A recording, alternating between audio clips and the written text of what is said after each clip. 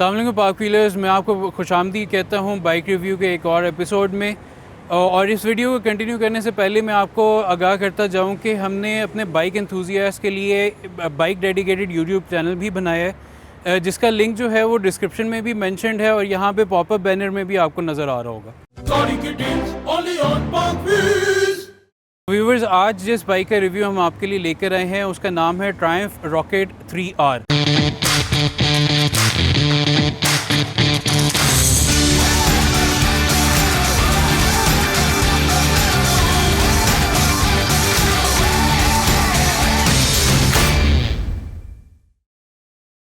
ये जो बाइक है ये अपने मैसिव इंजन डिस्प्लेसमेंट की वजह से ऑल ओवर द वर्ल्ड बहुत ज़्यादा फेमस है और इसके नंबर्स जो हैं वो पाकिस्तान में काफ़ी थोड़े हैं। इवन कि इसकी फर्स्ट जनरेशन भी बहुत सिलेक्टिव लोगों ने मंगवाई थी और उससे भी ज़्यादा सिलेक्टिव लोगों ने ट्रायम्फ रॉकेट 3R यहाँ पे इंपोर्ट की है। तो इस रिव्यू को आगे बढ़ने से पहले मैं आपको इस बाइक की और इस स्पेसिफिक मॉडल की थोड़ी सी हिस्ट्री आपको बताता हुआ जाऊँ। ट्रायम्फ जो एक ब्रिटिश ओरिजिन कंपनी है, उसने जो ये रॉकेट प्रोजेक्ट था ये शुरू किया था 96 में। मतलब इसकी जो रिसर्च एंड डेवलपमेंट है वो 96 में इन्होंने शुरू की थी। और इनका जो मेजर टारगेट था वो, क्योंकि यूएस मार्केट में बहुत ज़्यादा बड़े क्रूज़र्स जो थे जिनकी डिस्प्लेसमेंट ज़्यादा, बड़े इंजन्स विद बड़ी जो है बॉडी पार्ट्स और शाइनी क्रोम, इस तरह के क्रूज़र्स बहुत ज़्यादा वहाँ पर मशहूर थे। तो इन्होंने उस मार्केट को टैप करने के लिए अपना प्रोडक्ट लॉन्च करना चाह रहे थे। तो फाइनली ट्रायम्फ ने इसकी फर्स्ट जनरेशन जो 2300 सीसी थी वो इंट्रोड्यूस की थी यूएसए मार्केट में इन 2003। और उसके बाद जो ये सेकंड जनरेशन जो आज हमारे सामने है ये इन्होंने लॉन्च की थी दिसंबर ऑफ 2019 में। ट्रायम्फ रॉकेट की फर्स्ट जनरेशन की तरह जब सेकंड जनरेशन भी ये डिज़ाइन कर रहे थे तो उनका मेजर फोकस ये था कि इसकी मैसिव पावर और मैसिव टॉर्क, ये सबसे पहला उनका मोटिव था कि हमने out of the ordinary number जो हैं वो इस क्लास में इंट्रोड्यूस करने हैं। तो व्यूवर्स, जो इसका मैसिव डिस्प्लेसमेंट इंजन है 2500 सीसी, वो 165 हॉर्स पावर प्रोड्यूस करता है और उसके साथ ही साथ 220 न्यूटन मीटर्स ऑफ टॉर्क। और उसके अलावा फर्स्ट जनरेशन में बड़े बल्कि फेंडर्स, बड़े बल्कि क्रोम पाइप्स जो थे और उस साथ ही साथ उसका फ्यूल टैंक, फ्रंट पे उसकी डिफरेंट क्रोम हैंडल्स, क्रोम की चीज़ें, वो एक प्योरली अमेरिकन मार्केट के लिए उन्होंने डिज़ाइन किया था और उसमें बहुत ज़्यादा बल्कीनेस थी और बहुत ज़्यादा फैलाव था। मगर इस सेकंड जनरेशन के लिए उन्होंने हर एक चीज़ रीडिज़ाइन की है। बल्कि फेंडर्स चले गए, क्रोम पाइप्स चले गए, क्रोम हैंडल बार्स, फ्रंट की विंडशील्ड, रेयर लाइट्स, रिम्स, मतलब कि each and every thing is redesign. और उन्होंने इस जनरेशन के लिए कोई भी चीज़ जो है वो निगलेक्ट नहीं की, हर एक चीज़ को प्रॉपर्ली सोचा है। आगे बढ़ें तो पहले इसकी वेट की बात करते हैं। इसके इंजन में उन्होंने ड्राई सम्प टेक्नोलॉजी जो है वो इंट्रोड्यूस की है, जो इसका 4 kg वेट जो है वो कम करता है। और ड्राई सम्प से हम ऊपर आएँ तो इसकी जो बैलेंसर शाफ्ट्स हैं वो 3 kg लाइटर हैं। और सिर्फ इंजन ही नहीं है जहाँ पर उन्होंने वेट रिडक्शन की है, उसके अलावा इसकी चेसी पे भी उन्होंने काफ़ी काम किया है। डिफरेंट मटेरियल्स यूज़ किए हैं जिसकी वजह से इसकी ऑल ओवर चेसी का जो वेट है वो 50% कम हो गया। तो व्यूवर्स, ये थे इसके कुछ इंजन के और इसकी चेसी के फीचर्स। और हम इसकी अब चलते हैं स्टाइलिंग की तरफ। जिस तरह कि मैंने पहले भी आपको बताया था कि ये सब जो इसका फ्रंट एंड है ये सब रीडिज़ाइंड है। सिर्फ जो इसकी एक चीज़ जो उन्होंने लास्ट मॉडल से जो है, लास्ट जनरेशन से जो कंटिन्यू की है, उसकी 2 ये सिग्नेचर हेडलाइट्स हैं जो ट्रायम्फ की बाकी और बाइक्स में भी इसी तरह से आती हैं। लाइट के अंदर मैं मज़ीद बताता चलूँ, बल्कि आपके सामने नज़र भी आ रहा है कि इस लाइट के अंदर DRLs भी हैं जो दोनों राउंड हेडलाइट्स में, और प्लस जो इसके मेन हेडलैम्प्स हैं वो LED हैं। नीचे देखें तो ये कम्प्लीटली रीडिज़ाइन फेंडर है और फ्रंट पे ये जो हैं ये आपके completely redesign inverted telescopic shocks हैं। और ऊपर देखें तो ये फ्रंट पे इसका विंड गार्ड है। और उसके साथ ही साथ आप ऊपर आएँ तो अगेन मैं यहाँ पे फिर मेंशन करूँगा कि क्रोम का जो है वो बिल्कुल मिनिमम जो है वो यूज़ किया गया है। इसकी हैंडल बार्स जो हैं वो इस दफ़ा पेंटेड हैं और ब्लैक कलर में हैं। और साथ ही साथ इसका ये जो इंस्ट्रूमेंट क्लस्टर है, अभी हम इसको ऑन करेंगे, इसके आपके डिफरेंट फंक्शंस भी बताएंगे। ये कंप्लीट रीडिज़ाइन है और उसके साथ साथ इसके अंदर इस बाइक की कंप्लीट इन्फॉर्मेशन भी आती है और बहुत सारी और चीज़ें भी हैं जो आप यहाँ से सेलेक्ट कर सकते हैं। तो व्यूवर्स, ये है इसकी की, आप जैसा देख सकते हैं। वैसे तो ये जैक नाइफ भी है। जैक नाइफ जो है इसके फ्यूल टैंक को ओपन करने के लिए यूज़ होती है। और वैसे ही जो है ये कीलेस स्टार्ट है। आप यहाँ पे प्रेस करें तो ये आप देख सकते हैं कि ये वाईफाई सिग्नल्स जो हैं पहले रेड होते हैं, उसके बाद ग्रीन हो जाते हैं। और इसका ग्रीन होने का मतलब ये है कि आप इस बाइक का जो है आप इसका डिस्प्ले ऑन कर सकते हैं, इसको स्टार्ट कर सकते हैं। इसकी राइट साइड पर आएँ तो ये जो है इसका बटन है जहाँ से इसका जो है पावर ऑन होती है और साथ ही साथ इसको आप सेल्फ स्टार्ट कर सकते हैं। आप इस बटन को एक दफ़ा प्रेस करें तो इसकी जो है स्क्रीन ऑन हो जाती है। इसका मतलब है कि बाइक जो है वो पावर ऑन हो गई है। और यहाँ पे हम दोबारा आएँ तो ये इसको आप नीचे करेंगे तो ये इसकी स्टार्टर मोटर एक्टिवेट हो जाएगी और यहाँ पे आप इसको प्रेस करके रखेंगे तो ये बाइक स्टार्ट हो जाती है।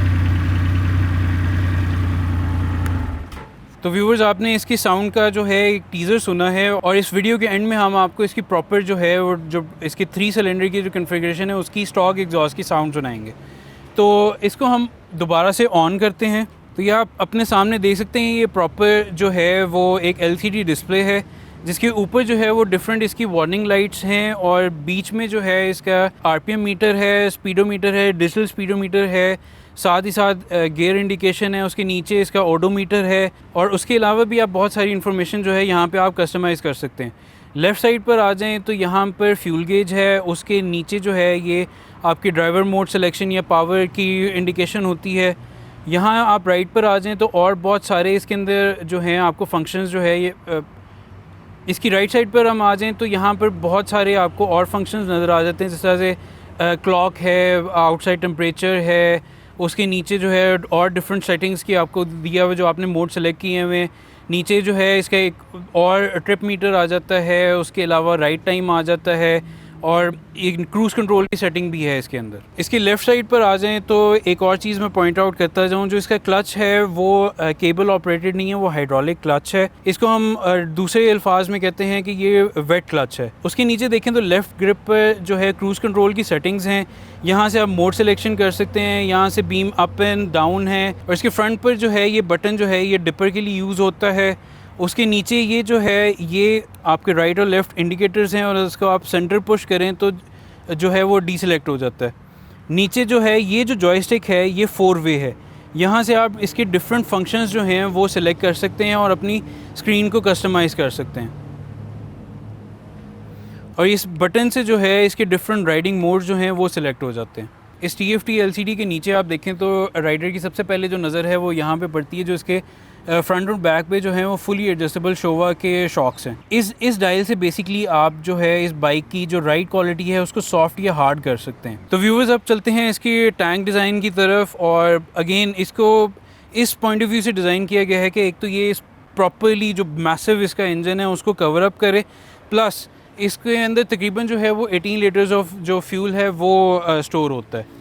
उसके बाद चलें तो इसकी जो सीट डिज़ाइन है उसको भी दोबारा इन्होंने काफ़ी रीडिज़ाइन की है। लास्ट मॉडल में जो थी वो sort of saddle sort of seat थी, इसमें इन्होंने प्रॉपर कुशनिंग को भी रीडिज़ाइन की है, प्लस आपकी बैक सपोर्ट के लिए भी काफ़ी जो है उन्होंने प्रॉपर ये टेक दी है। और से आप पीछे आएँ तो पिलियन राइडर का भी जो है जो सीट डिज़ाइन है वो चेंज है, प्लस इन्होंने ये बैक सपोर्ट के लिए इंट्रोड्यूस किया है ताकि जब आप लॉन्ग ट्रैवल कर रहे हों तो जो पिलियन राइडर है वो भी अपनी बैक को रिलैक्स कर सके। और प्लस जब आप इस बाइक को हाई स्पीड्स पे लेके जा रहे हैं तो पिलियन राइडर के लिए बहुत मुश्किल होता है किसी चीज़ को ना ग्रैब करके बैठना, तो ये उसकी बैक को काफ़ी हेल्प करता है।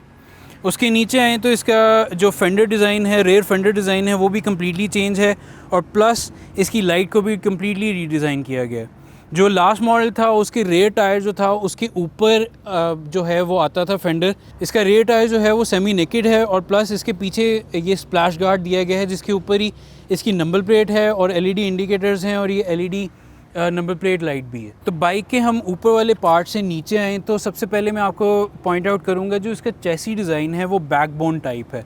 जो इसका पहले था वो आपकी ट्यूबुलर चैसी थी, अब इसका जो है प्रॉपर जो आपकी मॉडर्न स्पोर्ट्स बाइक्स या स्ट्रीट बाइक्स हैं उसकी तरह का बैकबोन डिज़ाइन है। और इसका जो ये पूरा सेक्शन है इन्होंने डिज़ाइन इस तरह से किया कि इस इंजन को कॉम्प्लीमेंट किया जाए। और एक दफ़ा मैं आप दोबारा रिपीट करूँ कि ये इनलाइन 3 कन्फिग्रेशन का इंजन है, इसमें मतलब कि 3 सिलेंडर्स हैं। और इसकी ये जो राइट साइड है वो है एग्जॉस्ट साइड है और लेफ़्ट साइड पे जो है इसका इनटेक है और वहाँ पे इसके सारा throttle bodies, injectors, spark plugs उस साइड पर हैं। अच्छा, इसके जो एग्जॉस्ट की जो आउटलेट्स हैं वो राइट साइड पे 2 हैं और लेफ़्ट साइड पे सिंगल है। और इसके इंजन के ऊपर भी जैसा कि आप ऊपर देख सकते हैं 2500 सीसी की बहुत नुमाया बैजिंग है और साथ ही साथ इसके रॉकेट 3R की बैजिंग है।